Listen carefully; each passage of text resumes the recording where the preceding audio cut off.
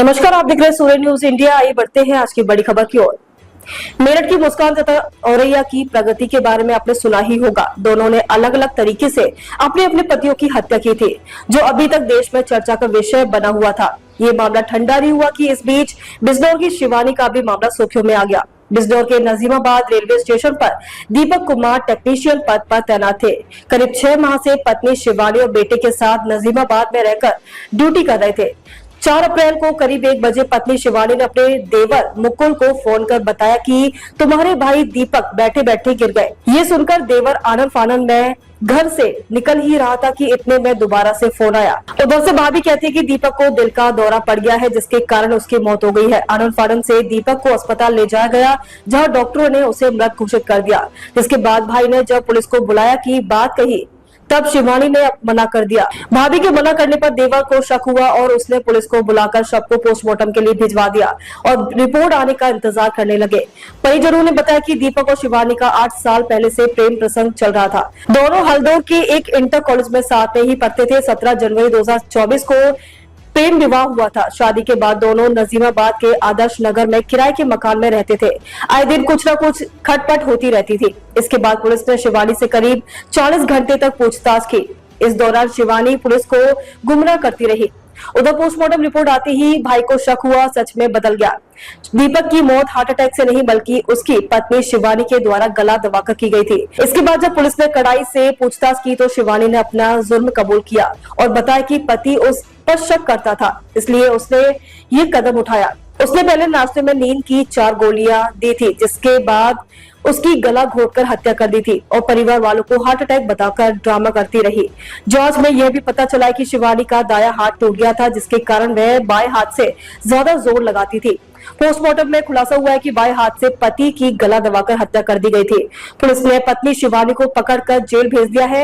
यदि परिजनों ने शिवानी की बात पर भरोसा कर लिया होता तथा दीपक की लाश का पोस्टमार्टम नहीं कराया जाता, तब इस बात का पता ही नहीं चल पाता कि 7 जन्मों तक साथ जीने मरने की कसम खाने वाली पत्नी ही हत्यारण हो सकती है।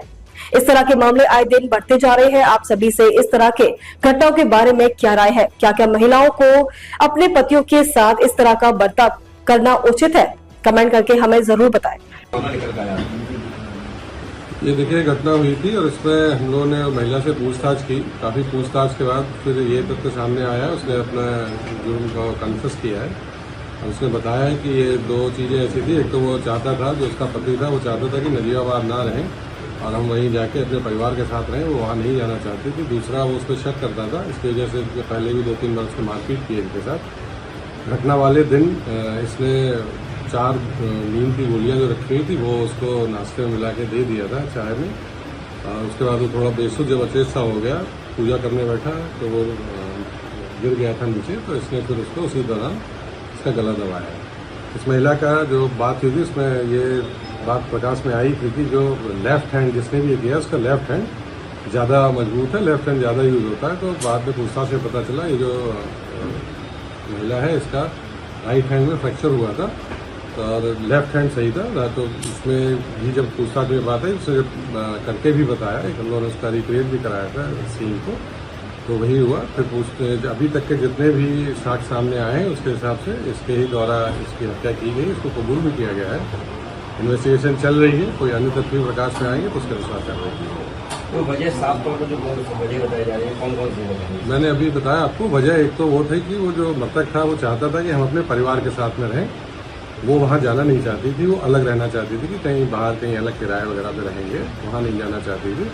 और दूसरा ये था कि वो उस पर शक करता था, उसकी वजह से 2-3 बार उसके साथ उसने मारपीट भी की थी। अच्छा, परिजनों का आरोप है कि कोई और भी शामिल है इसमें? नहीं, परिजनों का आरोप है कि कोई और भी इसमें शामिल है, लेकिन हम लोगों ने जो भी अभी तक विवेचना की है उसमें इसी का नाम सामने आया है। पूरी चीज़ जो भी हमारे पास तथ्य हैं, साक्ष्य हैं, उसके हिसाब से यही है इसमें।